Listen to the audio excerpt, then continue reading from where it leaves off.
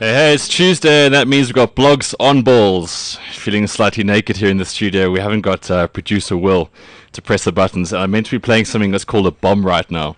Basically, it's a big station identity. But here we are, just bombing by ourselves. Great show ahead. We've got 2 hours, as usual, of great tunes. We've got lots of sport. We've got a nice variety today of cricket, a fair amount of golf. There's some rugby in there. And football fans, probably not a lot there again. But got Sean with me as always. Sean, ready to rumble? Oh, always. Very good. Should be good to go. It's been an interesting week. It has been. Sean, I got some bad news though. Yes. Last week we had Slamming Tuesday tunes as our theme. Well, as we are producer list today, I have all of 20 songs to choose from, so I can't actually make a theme.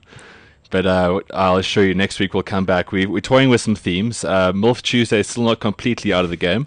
Something for the ladies Tuesday is also in. And Badass Ghetto Beats also in. So all things to look forward to in the weeks coming up. But this week we're going to start off with an old classic. We've got Soundgarden, and after that we've got your week's headlines coming up right here. Blogs on balls. Person, it would be 8 years old and already contracted to the Bulls. Sean, we got some great headlines this week from this last week. But just off air, Sean and I were talking about the Icon of the Week award. This is an award that we give out every single week to the great achievers in South African sport.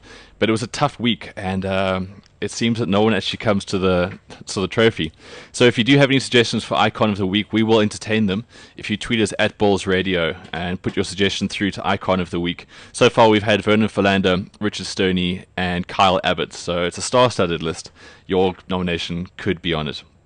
Right, so Sean, into our headlines we go. Refs to not wear pink in New Zealand when the Bulls are playing. You know, it's bound to happen, wasn't it? With all the clamour around everyone trying to wear pink at the moment. Okay. And I was wondering if we're going to have the players wearing pink and the referees wearing pink, and if you have the Highlanders with their Lumo green strip for an away game sometime, could there be a starkest, garish rugby game ever? Yeah, it's a tough question, that one. Yeah, again, it's just too much attention around the refs, and it's going to go to their heads. I wrote this parody on my site yesterday, the bounce.co.za. You want to say balls? The show's changing me as an individual. So basically, Steve Walsh, who probably is known as the best-looking, most glamorous of all the refs, he used to have a bit of a drinking problem, and with that, he changed nationalities from New Zealand to Australian. Anyway, you put pink on a guy like that, he starts acting like he's the star of the show. You're starting to see more and more these refs are acting like the stars, and it ruins the game as a result. So, I think we should move swiftly off that topic. Proteas take a pounding in T20. Surprise, surprise, first game in Durban rained out. They've got to stop playing there. There's no point. This time of year, it's always a silly decision. You can play winter cricket there. It's fine. And then they played a Centurion to a packed crowd, and they took an almighty thrashing. Okay, stupid question probably. Did you watch the game? I did watch it all, and I just think they got schooled in bad was your absolutely Sunday? every respect. I had to write a report on it, which was like, I've just started working for a site where I got to write cricket reports, and that was my debut for it, so it was quite a rough one to go through. But that was the one game that I had to really go through ball by ball. Of filth. Yeah, so luckily I could just go off when I reported on it. But no, they were just schooled in absolutely every single respect. Completely. We even had a South African ball boy fetch the ball when the ball was in play. That is so bad. Speaking of writing about it, I actually put pen to paper about that sort of initiative from time to time. That was one of the few highlights. It was the helping hand we shouldn't have got. But people always say, like, and I'm one of them, and I try not to dwell too much on this, but it's a sort of hit and giggle cricket, and you come right here and then. But the thing is, we just never come right. Like, people say, like, oh, who gives a toss? It's T20. But it would be nice if we came right just once, every now and again. Well, the thing that's clicked with me is that, like, us on this show and beforehand, we often spend time discussing how T20, the result, can be a bit of a lottery. It hinges on individual performances, etc. Yeah. But the last couple of times with Proteas, with Sunday in particular, that wasn't a lottery at all. I thought there was no way we were going to win that game. Even if AB de Villiers went on to win a century, I don't think he would have got requisite support to win. We had a fantastic start, didn't we? We were like 30 for naught after 3 or something like that. Yes. I saw the highlights. I was on the plane at the time. But from there, I think we just like to implode. We go quite crazy in the head, which is a complete contrast to our test team, which is all composure. No, exactly. I mean, we all know it's all different personnel and different skills on offer. Yeah. But there was just, it was just really schooled. Well, people always say, this team isn't a finished, polished. What are they? They use one of these cliche terms around it the whole time. Finished article. The finished article Polished is one. gem. That's crap. Anyways, but the thing is, these series are so stupid because the first one normally gets rained out, the second one we lose, and then we try to take momentum towards whatever World Cup we might be playing in. It's a farce, but unfortunately for the people who like cricket, it looks like we're quite terrible at it. Moving on to golf, Rory McIlroy, the troubled Rory McIlroy, signed with Nike, missed the cut. Took a break, went to the World Golf Championships, lost in the first round, and now he pulled out after claiming toothache. After he said his mind wasn't in a good place. Wasn't he something like 8 over par at the time as well? I think he dropped eight shots in 7 holes, and he was just walking around like someone just stole his lunch. He was just the most bleak guy. And then after 8 holes, he just said, "Look, guys, sorry, I've got to go." I don't think he offered an explanation. I think he just left. Well, he did, because the press were all over him, being world number 1 and sponsored by Nike. The pressure's really on nowadays. And I think his first thing was that he's just not in a good mental place right now. Like, buck up, dude. This is pro sport. No kidding. You get paid $700,000 a week, isn't it? It's around that kind of number. Stupid amount of money, whatever it is. And then after that, now this is rich, Tiger informed him, well, sort of said to the press that Rory should watch what he says to the media. Talk about insult to injury. Oh man, Nike on fire again. Yeah, well, staying with golf, I love it when these old legends always feel the need to like sort of say something. Remember when Clive Rice went through that patch where he was just bad-mouthing everybody? Oh, yeah. Anyway, Mr. Gary Player, he has said that Ernie can still win more majors.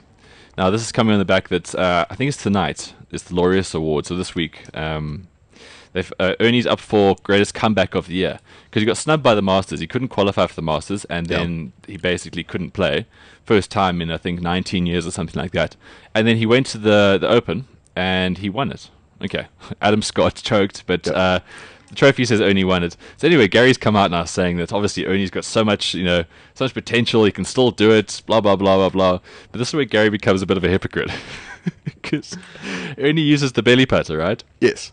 Gary is the most anti-belly putter guy in the whole world. Well, he's anti-belly, actually. So. Yeah. But sticking with that, Jack Nicklaus, also looking for a bit of limelight, he came out to say that Tiger can also win more majors. Yeah, I love this little to and fro between Jack Nicklaus and Gary Player. But Jack and Gary at the same bar over the weekend. Anyway, obviously we all know that Tiger couldn't keep the mouse in the house, and he went from winning 14 majors, and he hasn't won one since 2009. It's extramarital affairs came into the spotlight. Obviously, he's lost a bit of spirit after breaking many spirits in his time. And I personally don't think that Tiger will ever win another major. Really?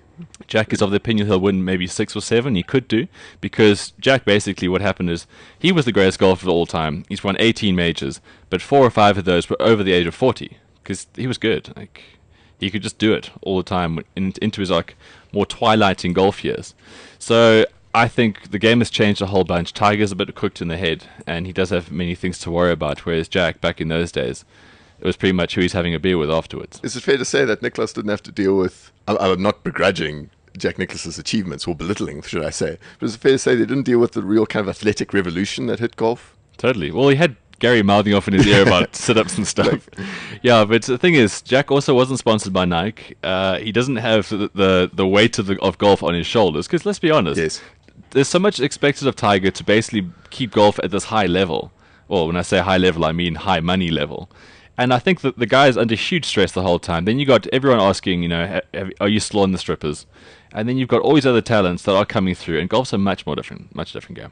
And the market that just watched golf for Tiger was huge at one point. Yeah, it was incredible. It's balanced out, thankfully.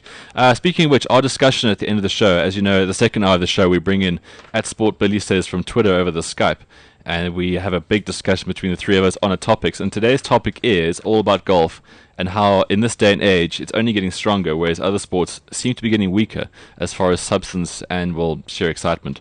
So, I think that's all for golf right now. We'll come back at the end of the show. We've got lots to talk about there. Quite a bit of steam there, mostly covering golf. We now move on to rugby.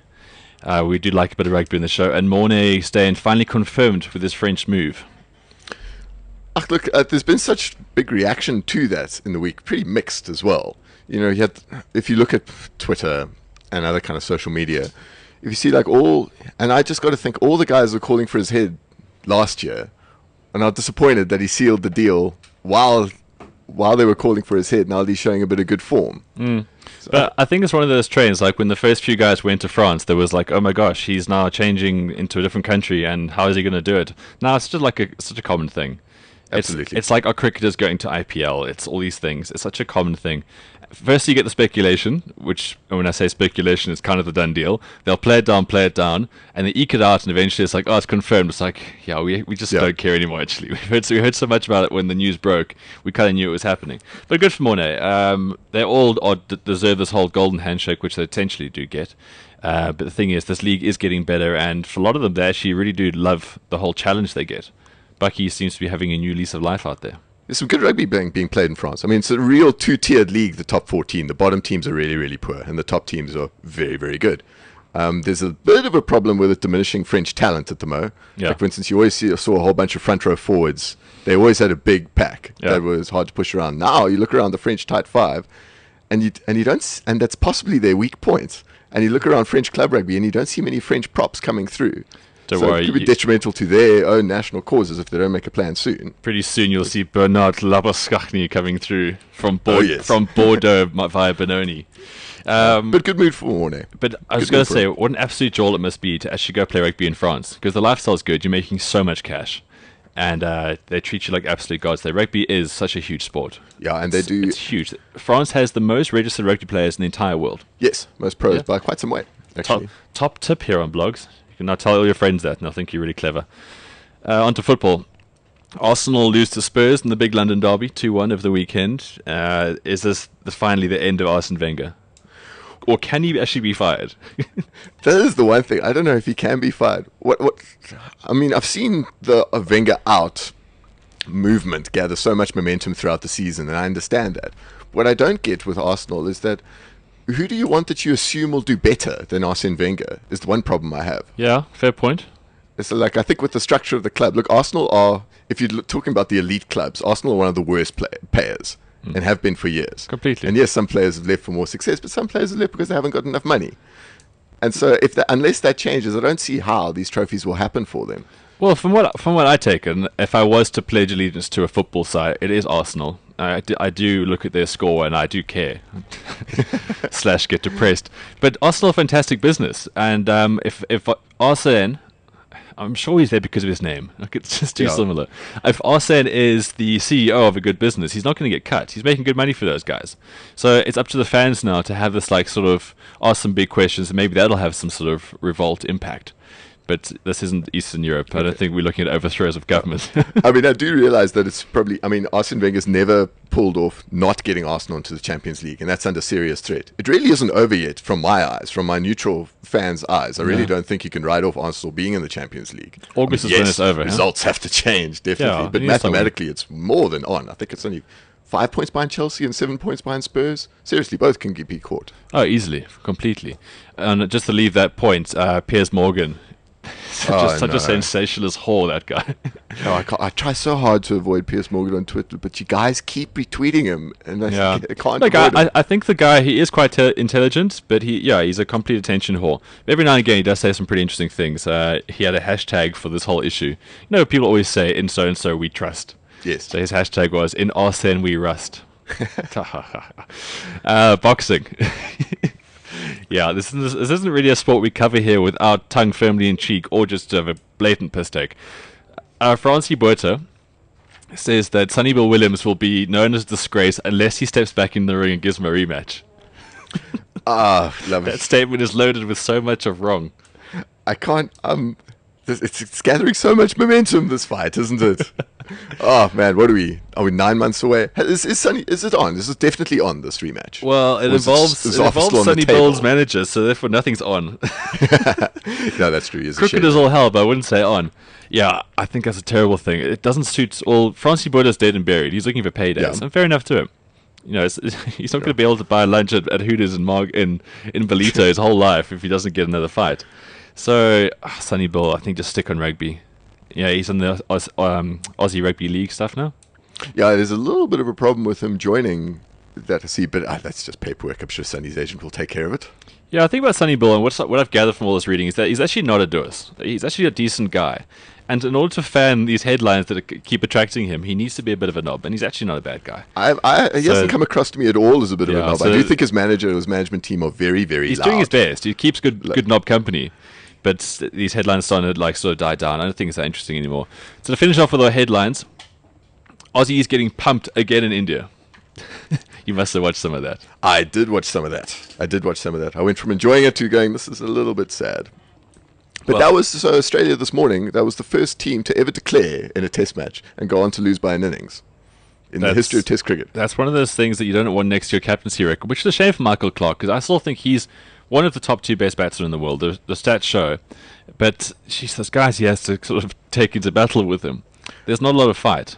I think it's fake Nathan Horrocks is the one Twitter account. I think he hit the nail on the head with he's got the hashtag, you have the hashtag during matches, like in INDVAUS for India versus Australia. He just changed it to INDV pup.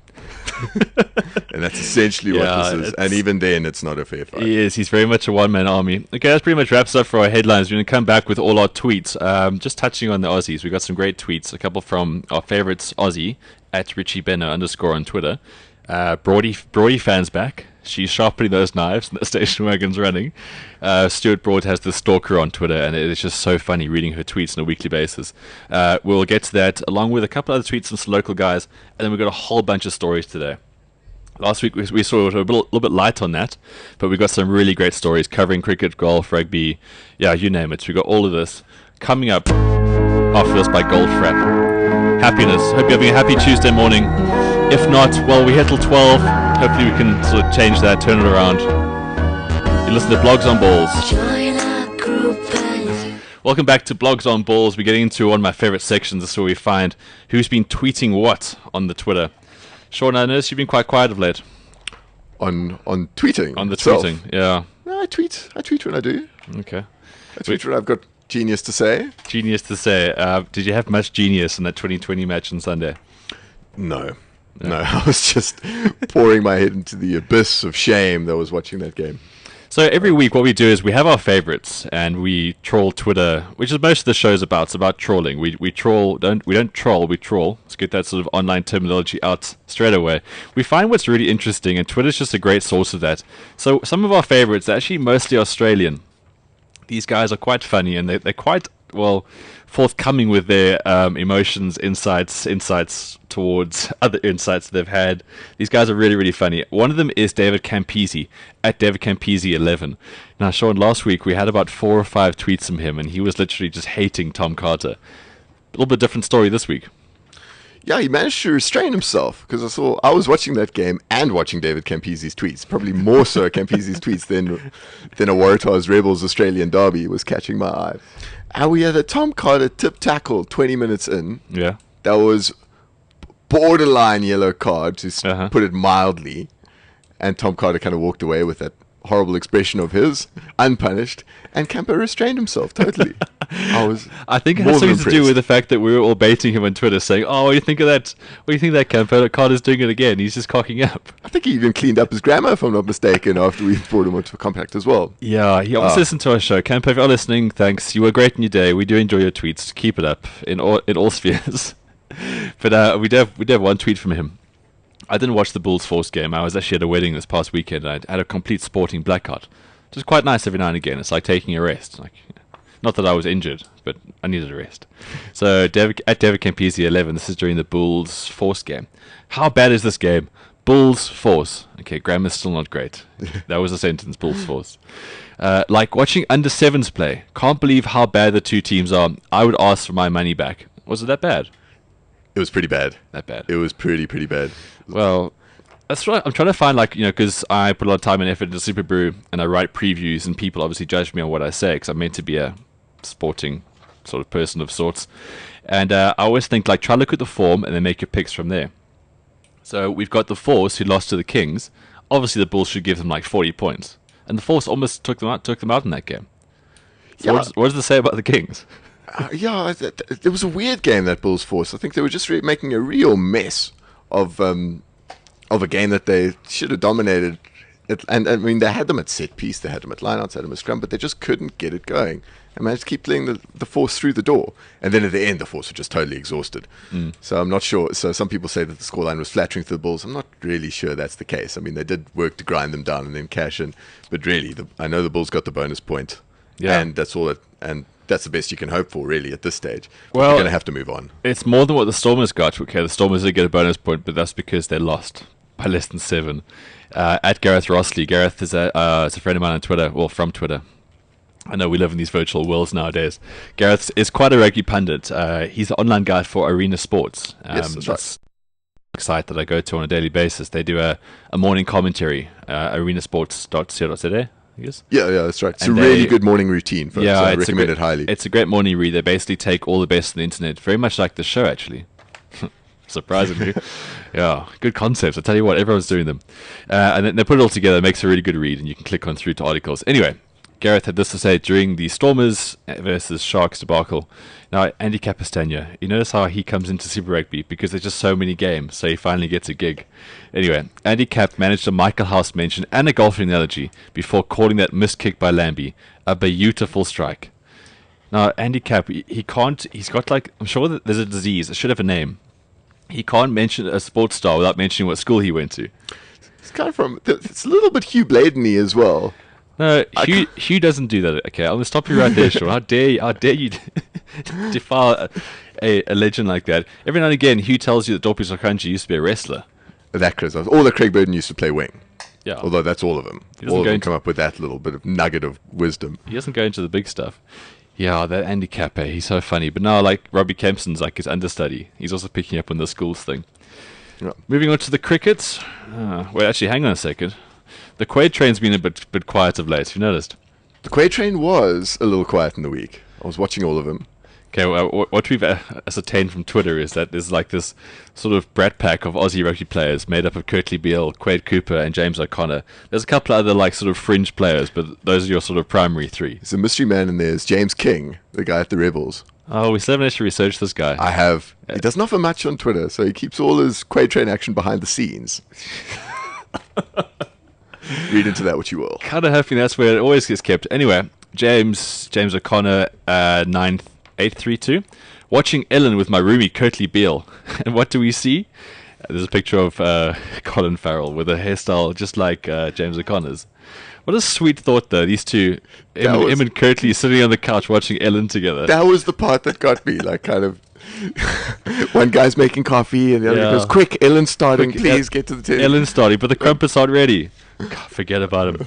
Moving on to cricket now. Cricket produces the best of all the tweets. I think it's because it's a game where it's not so intense. You can tweet a lot about cricket, like the in-between things. So there's big gaps between the bowler bowling the next ball and batsmen changing sides and the overs and that kind of stuff. That's right. It was designed for chirping, wasn't it? It's actually designed for Twitter. During the game that we got completely pile-driven by the Pakistan over Sunday, old cricket, as one of my favorite crickets follows. Robin Peterson is asking the batsman a lot of questions, such as, "Can you hit me for 6?" Did he get carted everywhere? No, he was. Well, they all were. They all were, to be honest.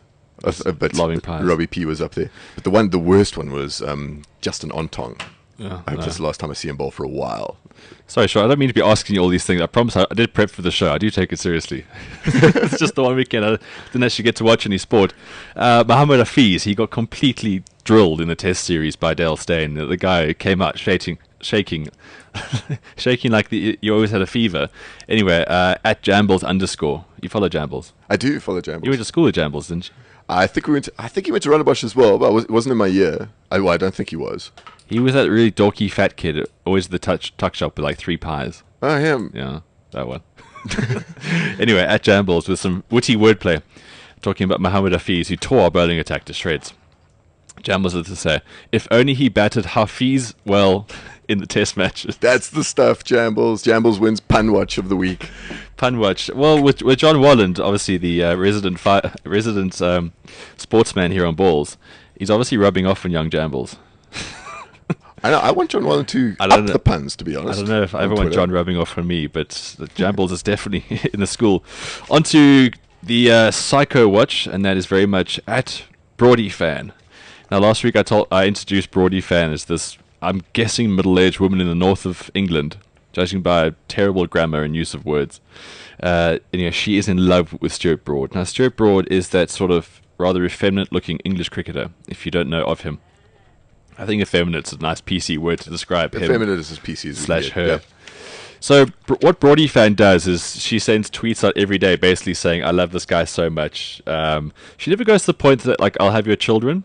I think she just more wants to just capture him, like in that movie Misery. I'm thinking like a Kathy Bates character here.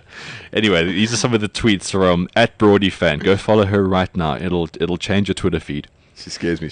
I imagine her with a Stuart Broad hair doll in her room somewhere. Yeah, no, there's definitely dolls. And there's posters, like huge posters, like a 14-year-old girl's room. And it's her lounge. And she's drawn speech bubbles on them with lipstick. Oh. She's like photoshopped herself into pictures of like team shots with other guys. Anyway, Broady fan. Now at Stuart Broad 8. This is obviously the the target for much of her affections. Broady, you're world's best player. I am your fan. As long as I live, I love you and always support you, and you will like my support. Again, English isn't her strong suit. Stuart Broad is. Stuart Broad, your world's best player. She starts with that quite a lot. I'm very excited to see you in test matches. I wish you get tons of wickets and runs. Okay, that's kind of normal. That's like support, right? Yeah. But then she turns up a bit. At Stuart Broad, my heart says one day you'll reply to me. One day. But I don't know when my lucky day is coming. Please reply me if you like my support. Desperation started to kind of kick in now. Broady, as long as I live, I love you and always support you. You're my world. I'm here supporting you always. Please notice me. Just please reply to her, Stuart Broad. Please reply. It doesn't have to be much. It can just be a smiley face, if you wish. Yeah, just like an insincere lol, even. Even a lol. Oh, that's the one time I'll forgive a lol. It's a shame. I'm starting to really worry about Stuart. I think his days are numbered with this person hanging around. Well, it's good to know that he's wanted. Yeah, there's wanted and then there's that. To finish off on the tweets this week, look, to be totally honest, I didn't search that much. But getting back to India, getting sort of putting Australia on the rack and then, well, beating them comprehensively twice. Richie Benno, @RichieBenno_, talking about the bowling attack, not quite hitting the mark. Siddle straying here more than Asad Rauf on tour. Classic. If you don't know, Asad Rauf is this Pakistani umpire. He was duping young girls to sleep with him during the IPL. Such was his fame. That is a horrible thought. That's it for Twitter this week. We're going to come back after this from Justin Timberlake. I think I finally found Sean's favorite music. Caught him lip syncing to a bit of JT. Ah, you know me. Sean, are we hanging around the studio after the show today for a change? It's got nothing to do with the Bulls babes coming later, is it? Oh, is that what I thought we were having a little ops meeting? Sorry, that was last Friday. Yeah. Yeah, apparently the Bulls babes are coming into Sasha's show. Sasha Martin Ingo, the great Sasha Martin Ingo, is having the Bulls babes here sometime on his show called Gears. Now, Sasha talks about F1 quite a lot. He also plays lots of club tracks. He has Daisy with him. It's quite a show, that. And with the Bulls babes, even better, apparently. Like all of them, like the whole troupe. What is the collective noun for cheerleaders? For a Bulls group of cheerleaders? No, or just cheerleaders in general? Is it like a chair of cheerleaders? Posse, a chair, I don't know. A ruffle. A ruffle, indeed. Okay, onto the stories that really sort of caught our eye this week. Now, the show, if you have just listened to us the first time this week, my name is Ben. I have a site called thebounce.co.za. I'm at Follow the Bounce on Twitter. And my co-host here is Sean Wilson, probably the greatest sports writer that you don't tell your friends about just yet. We have blogs, and then we also have a third guest who comes in the second hour. His name is Sport Billy. It's an unfortunate name. His parents gave him that. First name Sport, second name Billy. He also has a blog. It's a very good one, in fact. It's at www.sportbilly.co.za. So each week we sort of try write something relatively humorous and insightful, so we can then showcase it on the show to show that we're not just waffling on and playing the odd Justin Timberlake track here and there. So I'm actually going to start with Sport Billy. Now, he is a far more sort of humorous individual than, say, I or Sean is. We all have our own little sort of angles, but Billy definitely hits the nail on the head when it comes to the humor thing. Now, apparently tonight, the first sort of Corsa rugby magazine show is being screened on SuperSport 4. Yeah, 6 p.m, I think, for those who want to catch it.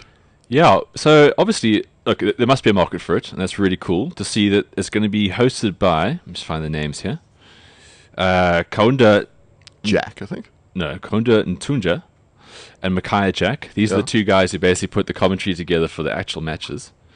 I'd love to see these guys actually get into a test match, but just come in there like as a guest. Remember like in the cricket? No, during the World Cup 95. And all the guy ever said was Pesha Paya. Yes. And then there was something like that. It's like, there was just, it was so funny hearing. Oh, I forgot about him. Yeah, because yeah. there was, like, obviously the language of Xhosa wasn't based around calling a rugby match. So they don't obviously have the words. But, you know, these guys are obviously real pros. They've been given a show now. So sportbilly.co.za, he's now come up with all the sort of tips of the trade after being subjected to all the things that we have seen in Supersport so far. So this article is actually so good, I'm going to read it out in its entirety. But if you want to go to the article, sportbilly.co.za.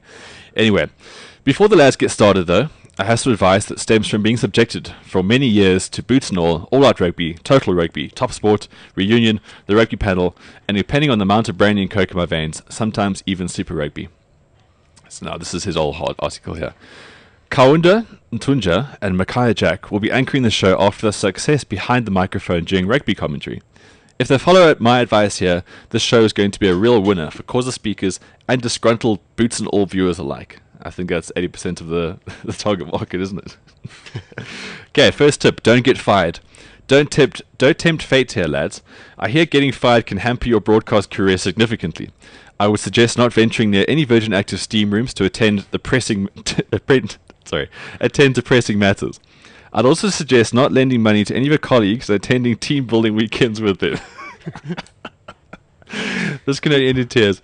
If you're going to bang a stripper, don't record it, and most importantly, don't have holes in your socks either. Okay, next step. Don't try and reinvent the wheel. Xhosa might be a colourful language, but some cliches will surely lose a lot in translation, so you may want to stick to English with the following. It's all about who wants it the most. Rugby is not played on paper. It's a game of two halves. It's anybody's game. Rugby was the winner. That's one for the purist. You may have to check with Arnold Geertz with regards to copyright infringement, though.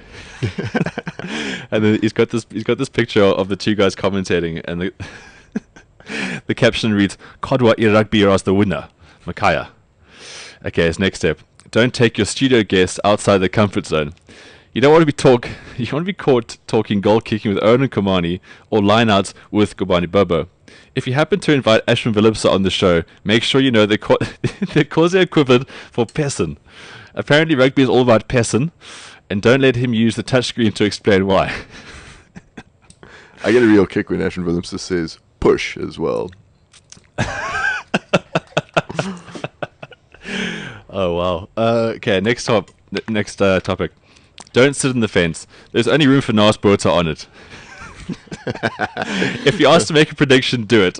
That generally means selecting a winner, and it can't be rugby, no matter what Arnold Geertz says. Next up, don't be afraid of criticizing players or Saru. If you're not getting hate mail from players' mothers and being blocked by players' mistresses on Twitter, you're probably not taking your job seriously enough. Nick Mallett, David Campese, and John Robbie can help here if needed. Ditto if you're receiving threatening text messages from Ruri Roo after the show. Get a decent lawyer if you ever talk ticket prices. So I love so much about this guy's writing is that he's got this wealth of knowledge and he can actually just bring it out in a humorous sense. A lot of guys are one or the other. Yeah, that's the one thing about Billy's. There's a real minefield trivia of sporting inaccuracies and stuff. Actually, I went down to Nice and I had some beers with him on the weekend. Yeah, he's an interesting chap in his own environment. Next up, don't invite Andre Markgraf onto the show. Let me just screen these before I actually read them. No explanation really, but let's just say Andre is not a fan of All Black rugby. And that is pretty much that, gentlemen. I'm sure your new show is going to be great success, said in the Nas Botha voice. With the current set of boots and all, you may just find you build up quite a following of non-Xhosa speaking rugby fans too, which is actually true. Definitely. I don't listen to Boots and All anymore. It's very difficult. Thanks, Billy. Fantastic article. Nice to see you writing a bit more nowadays. Obviously, it's the pressure from the show. Got to be on it. Next up, Sean, we have your article for the week at simplysean.co.za. Things we learned from round 3 of Super Rugby. Now, I particularly like this article because you can go and get all the results, and you can go get all those things, or you can listen to people just bitch on Twitter. Like as I was telling you, I missed all the games essentially this weekend, but then I went to read your article and I had a much bigger sort of understanding of what went down. So what you do is that you basically list all the things of what were the sort of key learnings, essentially. That's what I try to offer. It's just something different. Everyone's got this thing where they hit their match reports. Everyone's just got the one where they see the results of the game. I just try to offer a little bit of a different way of thinking about it at times.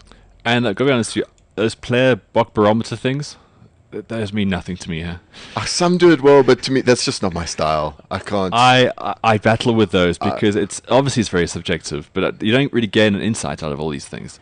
And I think that's the duty that us bloggers have, is that we should be finding the other angles around here. We should be finding angles that actually create insights and give more to the sports fan. Anyway, my 2 cents coming in here at opportune moments. So Sean, your learnings for this week. First up, the gap between South African and New Zealand rugby is pretty damn wide right now. It's looking pretty damn wide. It's got to be said. I mean, you can only make a definitive comparison when you have more head-to-head matchups with each other, like when New Zealand sides play South African sides. But at the moment, on just the product that's on offer, I mean, the Blues Crusaders game was such an exciting spectacle to watch. That was some really, really fun stuff to watch. Even though the Crusaders blundered it quite badly. That was the one game I did watch on the Friday. Yeah, I thought the Crusaders were a little bit off. I didn't think they were as disastrous as some people have. I know they measured on high standards, the Crusaders. Expectation always kills you. Yeah, so, but I thought they were offering up a fair rugby for the game. I just thought the Blues were just exceptional. I mean, on the Blues Day, they are one of the best adverts for Super Rugby around. So it's brilliant to have them back. Yeah, and then comparing it where there's been so much mixed opinion to like the Sharks Stormers game, a lot of people are thinking it was an attritional South African derby. That's typical. And a lot of people are just seeing it as a mistake fest. I see it as somewhere in between, but with the conditions playing a big factor, I respect that. But I really didn't think that there was enough enterprise for the skill of the players on offer. No, sure, it's apples and oranges, really. You can't compare the two. They play very different games. It's like people always say, oh, these guys are amazing. They ran like 40 points against another team. It's like, yeah, because the other team let them do that. You get evenly matched team, you're not going to get the same thing. Unless they're both having a shocking game defensively. And a little bit of a battle between different styles. You get two teams of similar styles will be a different result for the team with a good style against a different style. But that is the one thing we'll always see in Super Rugby. Every week we will be dished up these sort of contrasting matches. But yes, I think your point here is right, that it's generally a skill thing. Yes, the war of attrition, the Sharks, Stormers, whatever. Yeah, but the talent was crap. Like, there was a lot of elementary mistakes, and you don't see that in New Zealand rugby right now. Yeah, I mean, look, the tackling was hard and uncompromising, and that was a serious pro. Some of the set phases were great. I mean, the Stormers scrum I thought was a real disaster zone at some points. But just the rest, I just thought, you can credit the tackling being great, but I can't credit the whole defense when it's being attacked so one-dimensionally. If you're not stretching the defense, if everyone's just making their tackles, which is, of course, something to admire in itself, that is one thing. But you're going to be tested from different angles and different conditions, and that's going to be a much better test, I'm afraid. Well, speaking of the Stormers, your next insight here is the opening game wasn't just a once-off day for the Stormers. It was part of a slump. Care to elaborate on that? Yeah, slightly tongue-in-cheek there. I'm not sure we can call 2 games a slump. But the idea being yes, that it wasn't... Yeah, no, we definitely can. We definitely can. No, look, there's problems. I mean, so it wasn't just an off day. It wasn't just the beginning of the season that we saw against the Bulls, and we were just hoping we'd see a team that would fight back. I mean, there's an intrinsic problem in the squad at the moment. It's there's no need to panic yet because it's very early in the tournament, but a lot of things need to be fixed.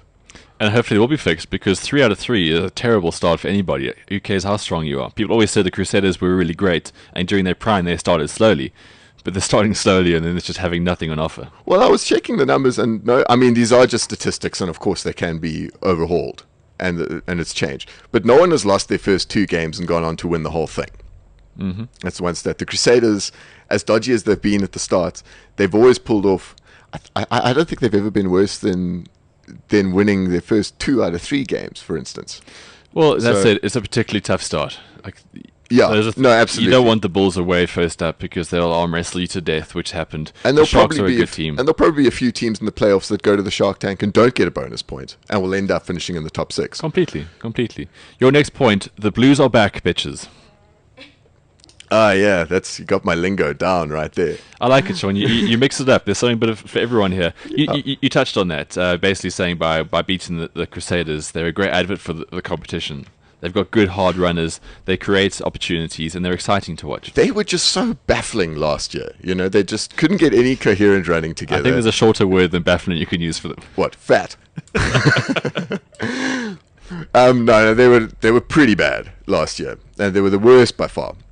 But it's just they really are, and so you forget how entertaining their brand of rugby can be historically. I mean, a few years leading up before last year, the Blues were inconsistent, almost delightfully so, almost poetically so. Yeah. There'd be a team that would lose to the force and comprehensively, but then go to Loftus and really turn it on and win. You know, so they're going to do that again this year. No, wait. It's this weekend. Bulls It's are playing in this Auckland, week. Yeah, they're playing in Auckland this week. Okay. Sunday morning. Yeah. All right, we'll get back to that in the show. We're going to round off by what the big fixtures are for this weekend. Your next point is there's a fair amount of calamity aboard the Quaid train at the moment. I was watching the Quaid train. Listen, we're always going to have a little mention of Australian games at some point.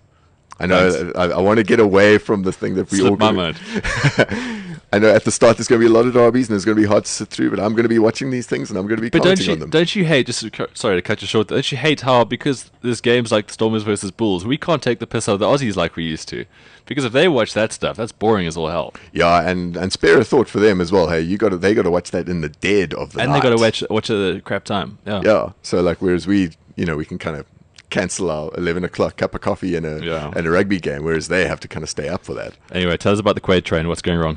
Well, he was so mixed was his thing. I know with Quaid Cooper, he is a skilled player as much as his detractors would like to detract, but he's a skilled guy and who tries things. And I know the more you try, you open yourself up to some dramatic mistakes. But there were some things he was doing in the game that were just really calamitous. The highlight for me being in the last minutes of the game, 6 points ahead. There's a ruck in the Reds 22. He goes in at scrum half and throws a pass to a fly half who isn't even there. Ball trickles over the goal line. Conrad Smith goes and gets a touch, scores over it. And luckily for the TMO went back 2 phases and found a knock on. Otherwise, it could have been the most embarrassing try conceded in the history of the tournament. And that would be in the game for them. Yeah, and I know Quaid's been out of. Well, I mean, he pretty much ousted himself from the Wallaby squad from what he said about all the toxic team comments that Robbie Deans has created, etc. Yeah. But it is a Lions tour this year. And if he wants to weasel his way back into contention, he's just going to have to get a lot better. Don't see it happening. But then again, what are you going to put there? You can't put Curtly Beale at fly off.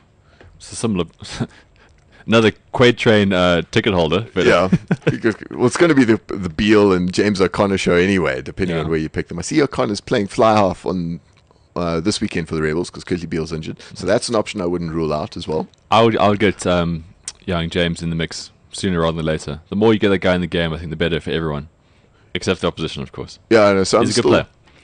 Your final point in what can we learn from round 3 of Super Rugby: the adage of a good referee not being noticed is now physically impossible. It is physically impossible. It's not between the pink that the referees are wearing and the ref cam that's going on in Australia. Not only are the referees voticeful, it is a violent assault of the visual sense. It's like giving the Kardashians another series. This is what it comes down to. It's like, just enough. Let's just let them blend in. Yeah, because they're wearing pink in New Zealand, which is taking the headlines away from the garish orange that they're wearing in Australia as well. That's pretty harsh as well. I can semi-live with that, though. And then you got the ref cam going back and forth. That gives me like violent motion sickness whenever I try to see it. I think all the attention drawn to referees at the moment is just crazy. Yeah. Thanks, Sean. Our third blog post we're going to go on is something that I posted on last week, Friday morning, I think it was. No, it was earlier in the week. Okay, now I had a theory towards the start of the tournament, and I'm one to stand by my theories, even if sometimes they don't really hold a lot of water or logic. But I was under the impression that after the Kings lost to the Lions and they lost to a Griquas team, I thought these guys are a shoo-in to take 100 points. They'll be the first team ever to take 100 points, and it's going to happen. So what do? They win the first game. Everyone calls me an idiot. Okay, not everyone, some people. And there was like, wow, these guys might actually be able to do something. Okay, they're not going to be able to do something, but they could be a lot stronger than we thought.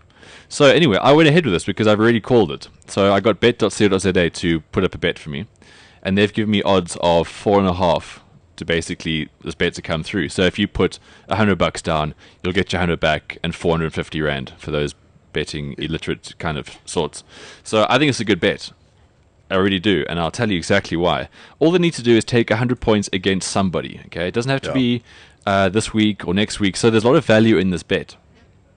Look at me plugging gambling on the show now. It's really going one way after this. So what you need to do is, if you put money on this bet at bet.co.za about the Kings taking 100, you can leave it there, and it's going to last you until the end of Super Rugby, which I think this particular season ends in February 2017.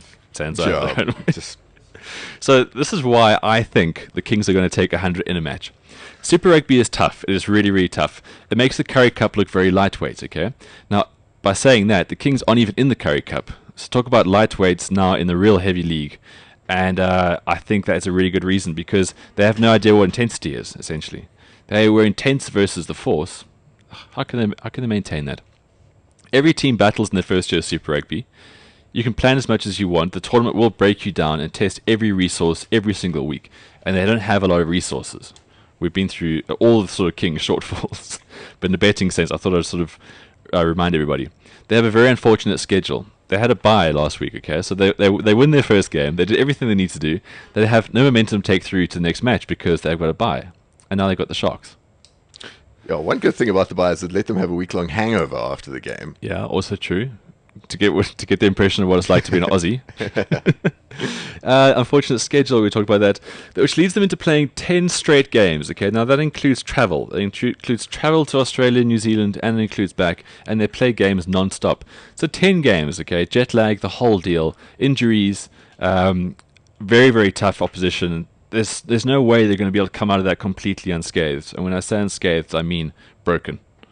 So pretty much all their games are already coming with the headline of men versus boys, which I think come week 5 or 6 of their campaign, it could get messy. Look, the squad depth is always going to be an issue here. Completely. They haven't dealt with this kind of intensity. Squad depth sort of cockblocks the best of them, okay? So here we are with a team with no squad depth to start with. So, but now on the other side of the coin, these are the two factors that I think they might not take 100. See, I'm offering balance here, Sean. You see how I've evolved as a sports babbler. Yeah, growing in front of me. Pity for the opposition. It's a legit point. I think some teams will pity them. Make a lot of changes late in the match. Opposition may treat these games as semi-rest weeks. Now, you'll never underestimate opposition. I think the Bulls showed that against the Force. But there's no way that a real top side is going to just risk a 50-50 injury here or there. They're going to risk anything schedule-wise. So you might see some teams won't field their best sides against them. That's, yeah. I think that would just be smart. But anyway, Sean, let's get your insights on this. Is this a good bet to take, or am I just being mean? I think it's... Look, I don't think it's out of the question, this bet, I must say, as harsh as that is. I mean, I'd really like the Kings to do well. I really, really would. I'm not on the naysaying bandwagon that seems to be permeating throughout the country outside of PE. I really, really want them to do well.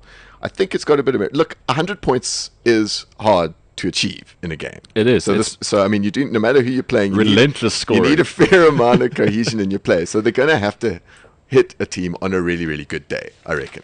So it's not just someone's going to roll up against a really bad Kings team and get 100 points. Well, just to put some perspective on that 100, the highest score so far in Super Rugby is when the Crusaders hammered the Waratahs. This is back in 2002. Yeah, and that was a week before the semi-finals, where I think I think they had already been decided that there would be 1 and 2 on the log. Waratahs finished top. They had like the home semi in the bag, the whole deal. They lost 96-19. They then went on to lose the semi, completely broken. Okay, so the Crusaders almost got 100 there.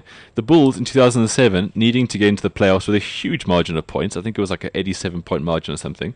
They then rolled the Reds over 92-3. So we've had 2 games in the 90s. I think the Kings have the ability to take 1 to the 100. I'll throw you a little curveball. What do you think the odds are that the Kings are going to be, like before the league phase is finished, what do you think the odds are that there'll be a couple of games left where it's mathematically impossible for the Kings not to finish 5th? Yeah. So if that happens with 3 or 4 games to go, will Alan Solomons and Sexton start resting players for the relegation game against the Lions? That's another good point. And so you might even find then where there's some guys looking for play, and they'll be playing some guys really going all the way to try to get playoff points, and the Kings might actually be trying to hold it light for a more important game coming later. Could be. But anyway, like I said, I'm a man of my word. I think this bet's decent. Well, others think I'm quite crazy or just mean. So what I'm going to do is I'm putting my money where my mouth is, so to speak. And if the Kings don't get taken for 100 by some team, I will fulfill a dare. Whatever it may be, throw it out there. I'll take all suggestions. I'm not getting a tattoo. I'm not doing anything that means ingesting something I don't want. So yeah, you can be quite liberal with your suggestions, but I'm not doing anything crazy. But if the Kings don't take 100, then I will fulfill a dare written by somebody out there. We're going to take a song, I remember when, I remember when and then we're going to return with a couple more stories, and we go into our discussion with at Sport Billy Says. wasn't about that place. You're meant to be doing at work right now. We appreciate it. The show will hopefully get better and better. And speaking of which, we got some more stories to share with you. Sean, how much do you actually troll the internet as far as things you read? Do you rely on Twitter, or do you have sites that you generally go back to? I have sites that are my favorites, and then I just kind of troll Twitter for extra editions. Put it that way. Okay. Yeah, I think I do as well. I think that's the really cool thing about like all things online nowadays. While I frantically go through my paper. Yeah, that's not so good. I just really battle bringing it up on computer screens. So, Sean, while I do that, did you read the story about, I'll get to it now, about all the sort of test series whitewashes that have taken place in the history of cricket? I did. Now, something that really caught my eye in this is how, naturally, we miss a whole bunch of test cricket, so we were never going to be the best or worst in this, purely about sheer games. But Pakistan have just taken a test whitewash from us. It was their 6th test whitewash of all time. Now, in order to qualify for this, there's a pretty decent criteria, is that it needs to be 3 tests and more. Yeah, I inferred that from the article. Which test crap. ICC, Yeah, BCCI, take it. No, I'm very glad the author chose to do that. That makes it valid in my point of view. So Pakistan, okay, this is on dawn.com. The article is called Sent to the Cleaners. This is unfortunately our last story which we're going to showcase today because we are running out of time. Time is always flying on this show. So Pakistan have taken 6 test whitewashes, right? 5 against the Aussies. Now, the Aussies have always been like those tough bosses you don't want to play against, but to take 5 out of 6, like we were the 6th obviously, and it spans back from 1972 onwards. They just haven't been able to come right against them. And the thing was, there was the one in 1972. That was Pakistan's first whitewash ever. Yes. And then there was quite a big gap. When was the second one? It was... The second whitewash was 99. So between 1999 and... washes that Pakistan had to deal with in Australia. Yeah. I think that's an extraordinary record. But now, for me, Pakistan is one of those really interesting parts of the game, okay? They've got all this natural talent that comes out of nowhere, literally just spins out. They get these guys bowling really fast, great spinners, and fearless batsmen. Now, they've got no infrastructure like, say, or money like, say, we do, or Australia do, no academies and things like that. I can't imagine their local leagues up to much, but yet they've actually produced some of the greatest names in Test cricket. And you've hit the nail, and the variety of cricketers as well Yeah. was also just so wonderful about it. Between stroke makers or like stodgy dower batsmen, fast bowlers, wrist spinners, finger spinners, the works. And they're always capable of a big performance somewhere in a series. You Yeah. know? As calamitous as the squad conditions could be in some tours, you'll find a test match where they roll you over anywhere in the world. This is the great thing about this article on dawn.com is that they talk about how, yes, they got completely whitewashed these things, but in every series there was that moment where they had the Aussies like on the ropes properly. Absolutely. Then what happens is some partisan umpire comes in the scene, like the guy edges it to 3rd slip, doesn't walk, and the umpire just shakes his head. Can you imagine the drama in these? But just on this article, there's some really cool stats. There's been 49 test whitewashes of all time. Now, the first one took place in 1886, as in the Aussies were blanked 3-0 in the Ashes tour of of England. Just to give you sort of insight into who the big players in this list, Australia have had 20 whitewashes against their hapless opponents, Yeah. conceding just 3. That's amazing. That is amazing. That is amazing. England have the next top with 13 wins, but they've had 7 whitewashes on return. Where we fit into this? Well, we have 5. We have whitewashed people 5 times, along with West Indies and Sri Lanka. Yeah, what's No, wait, sorry, I take it back. I'm reading my highlighted page all wrong here. Pakistan is the 3rd team next up, and they have 5. So that's the 3rd most whitewashes. Pakistan have 5, okay? and we have 3. We have 3, along Yeah. with West Indies, Sri Lanka. And of course, what a lot of people will nostalgically look at with sorrow, guys a lot older than us, is that our last test What, before isolation, Guys like Sasha and Darren. well, our last test before international imposed isolation was 1970 against Australia, where we whitewashed them 4-0 over Yeah. here on these shores. So it's like what that generation of cricketers might have. All those guys that we had and the talents that we had. Like, there's no way we would have taken whitewashes in the prime which was actually taken away by the dreaded apartheid. But a really cool article is, and one thing to note is that New Zealand have never ever had a test whitewash against anybody. I know, no one. And they've played everybody as well, and it's been all these times, but they've never actually had a test whitewash. Yeah, I mean, that's where the 2-test series thing comes in handy as well. So it doesn't include what I call the Zimbabwe games. Yeah, that's screw just those things. They just mess up all kind of test cricket statistics, don't they? Zimbabwe, copyright there, Sean. Damn it! And I said it on there. Damn. Yeah, so one of like, our 10 listeners is going to steal it. Test cricket has so many great rivalries and matchups, and there's a really cool article that from Dawn.com, taking to the cleaners. One more story, I'm actually going to squeak this one in before we take our next song and then go into Sport Billy's angle of the show, is cricket at the Olympics. Now, I saw the headline and I thought, not a bloody chance, because we've had this discussion about mainstream sporting teams that have higher honours in their own world to now become a part of Olympics. Because ultimately, some sport where all they have is the Olympics is going to be taken away. The great insight here is that, even though you think no, is that if cricket becomes an Olympic sport, suddenly all the associate nations will get more money from their own governments, which will boost their stake in cricket. It's an insight I just never ever contemplated.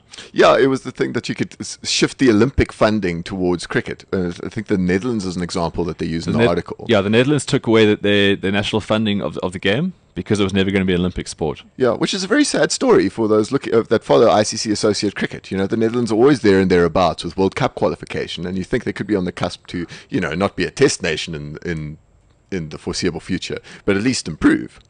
And to see a story like that is just a backward step because they weren't involved in the Olympics. So it's real food for thought. I mean, we love cricket. This is true for rugby as well, but especially for cricket. The one main criticism of it is just how elitist it is worldwide.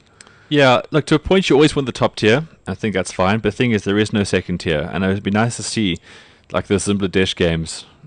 Is that what you said? Yeah, Zimbabwe, indeed. Banglawane. If those could be taken away and we can see some real, like, new blood coming into cricket. Or just, like, get a system where we can develop more test cricketing countries eventually. I totally agree. So Bangladesh is a very good example. Well, they were let into Test cricket in 2000, I think. Now, I know there's always money problems with a board like that, but Bangladesh is filled with millions and millions of people, all of them cricket mad. Yeah. 15 years of playing test matches, 13 years of playing test matches, and they still can't compete at a decent level with the rest of us. There's something very, very wrong there. Screw them. If the Lions can get turfed out of a competition for being useless for like 4 or 5 years, Bangladesh can be on their way as well. Yeah. Tell me about. And they got that watered down T20 thing now as well. Yeah, no, so like as much as I want them to improve because I want Test cricket to grow, but there's just real thrashings after thrashings with them. Yeah. So you just got to cut the cord at some point and say sort it out and come back later. Screw them. But the one thing, sorry, I was going to bring in Billy. Are you with us? Yeah, I'm here. Can you guys get me? Yeah, fantastic. Can you hear us? Clear, Billy. Okay, Billy, we thought we'd bring you in here because we are running a bit late in time here. That first hour just flies. Sean and I start picking music, and we talk about the weekends, and before you know it, second hour. And we don't want to limit your input in the show. But just on that thing about the Olympics and cricket, what's going to happen? They have to play T20. Yeah, so therefore it's out. Screw it. Not having that crap anymore. Billy, how's it going? Yeah, very well, and you guys, man? Yeah, lovely sunny day in Neisner. It's the wind's picking up, so fishing's off for the afternoon. Huh? Which is a shame because I heard Mr. Gary Player's in your neck of the woods this week. Did you have something scheduled with him? I believe so. He's down at Fancourt, and I saw there was when I arrived from Joburg on Friday, I saw there was a Fancourt father and son golf day, so maybe he was down there for that. Oh, well, he might have been, but who was the son? That's the big question here. Yeah, I'm not sure he picks out of Wayne and Mark. Yeah, I'm in fact going down to that this weekend with BMW. It's the big Golf Cup International which they have. So 48 countries, and then there's 3 golfers from every country coming through.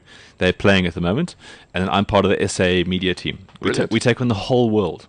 Brilliant. I'm not sure how it's going to work, and I don't think you're allowed to settle matters with boat races afterwards. I don't think it's that kind of jaw. So Billy, we're going to move on to Icon of the Week. We had. Unfortunately, we couldn't get to all our stories, but I will post them on the bounce.co.za along with the SoundCloud of this entire show, so you don't miss anything, and we'll give you some bonus footage. I think that's quite nice, Sean? The bonus footage, yeah, I like. Bonus footage. That'll keep people coming back. Yeah. They'll share that. Track 13. BLOGZ and balls, the track 13 post. So, Billy, we're going to go into Icon of the Week. Any suggestions on this? Yeah, I've got two suggestions, and I saw you tweeting our mate Lewis Impediment about the young lad of 16 years old, Tristan Lawrence, Yeah, who won it's the SA Amateur golf title. funny how you can make that sorted, but yeah, carry on. But yeah, I mean, the youngest guy to win the SA Amateur title in 106 years. I mean, that's pretty special, I reckon. He's just turned 16, hey, as well. Yeah. But do you know what school he went to? Where's the Andy Cappuccino good call. hashtag on that? Well, I see Barry says he was born in Kempton Park, so I'm going to go out on a limb and say Kempton Park. Okay. Did you have a nomination on top of that? In fact, it's another golfer, and that's old Davy van der Walt, who got a win at the Tshwane Open, which is co-sanctioned on the European Tour, and meaning he gets an exemption to 2015, which was, I mean, pretty good for a fledgling career. When he plays on that web.com tour in the States, which is sort of second tier, you get to play a lot of games with John Daly and those sort of guys. That's a tough life. I read this book, The Good Walk Spoiled. They talk about guys just literally becoming suicidal, walking off the course, doing a Rory McIlroy. It's a tough world, that, huh? Yeah, I'm sure that. I mean, I'm not sure how much cash they throw around at that tour. I think you win chainsaws and fishing rods. And who does meal vouchers? Yeah, exactly. So are those your two nominations? Yeah, those are my two nominations. I mean, surprisingly, I was scratching around a bit, but it wasn't going to be Justin Onto. No, it wasn't. That's what we said. There's such a there wasn't much to actually go on. Normally, it's a easy choice. Yeah, This one. did you not want to stick a shark in there, Billy? Yeah, Pat Lammy's 4 penalties are pretty special. Yeah, I was like, as I was looking through it and thinking, well, that was a big game of the weekend, but who was going to be like my stand-up man of the match to make this list? And I'm glad you guys mentioned that marvelous strike that he actually missed with. Yeah. Yeah. He threw me a total dummy when I was watching that, I must say. Well, guys, what I think we're going to do, because we're waffling on again in this one, we're going to award the icon of the week to Tristan Lawrence, and I'll tell you why. Because this is probably his biggest honor outside of this in his whole life. Obviously, guys, we've got to look for good PR in this show as well. So Tristan Lawrence is our icon of the week. He was the youngest ever, what, in 106 years, you say, Yeah. to win the SA Amateur. To be fair, what Sport 20 horses, he didn't win the SA Open. If you want to get to good golf news, you come to the show right here. But this brings us on to the Sports Willie of the week. Who you got for us? I've got 3 candidates. This one, it's not hard to find. This is your forte here, Billy. Unfortunately, one of them was DQ'd before kickoff, and that's Oscar's dad, because he's not a real sportsman. So we're not even going to go into what he's been sprouting forth in UK newspapers. Yeah. But the one that was mentioned was the BCCI, who I don't know if you guys have read on Cricket Info this morning. The BCCI is complaining to Cricket South Africa that Haroon Lorgat is in the running for our position of CEO, and they've apparently threatened to pull out of their tour if he gets appointed. I mean, It's amazing, isn't it? Is there a backstory to this?